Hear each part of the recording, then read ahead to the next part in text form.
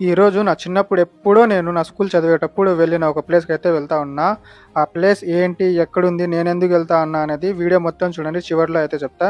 ఇంకా మన 100 డేస్ సిరీస్‌లో ఈరోజైతే డే 37 అన్నమాట. ఈరోజు గూడా అమ్మకి మార్నింగ్ పరగడుపున నీమ్ జ్యూస్ వాటర్ అయితే ఇచ్చేసాను. దాని తర్వాత నేను గూడా అయితే సబ్జా వాటర్ అయితే తాగేసి, ఇంగ అమ్మకు ఓట్స్ మీల్ అయితే ప్రిపేర్ చేసి ఇచ్చేసాను. అండ్ నేను కూడా అయితే ఓట్స్ మీల్ ప్రిపేర్ చేసుకొని అందులోకి మస్క్ మిలాన్ వేసుకొని బాయిల్డ్ ఎగ్స్‌తో అయితే నా బ్రేక్‌ఫాస్ట్ అయితే కంప్లీట్ చేశాననమాట. ఈరోజు ఫ్రైడే కాబట్టి ఇంగా రెడీ అయ్యి ఆఫ్టర్‌నూన్ మస్జిద్‌కి అయితే వెళ్ళిపోయినాను.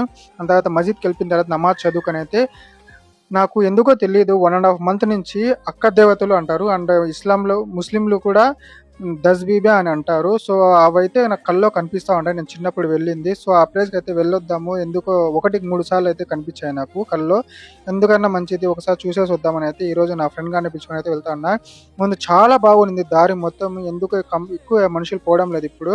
సో, దారి మొత్తం బాగలేదు. ఇంకా ఫైనల్‌గా అయితే అక్కడికెళ్ళి ఇంకా అక్కడ చూసుకొనైతే ఇంక వచ్చేటప్పుడైతే మామిడికాయలు దొంగతనంగా అయితే తీసుకొనొచ్చేసాను నేను. పక్కనే తోట ఉంటే.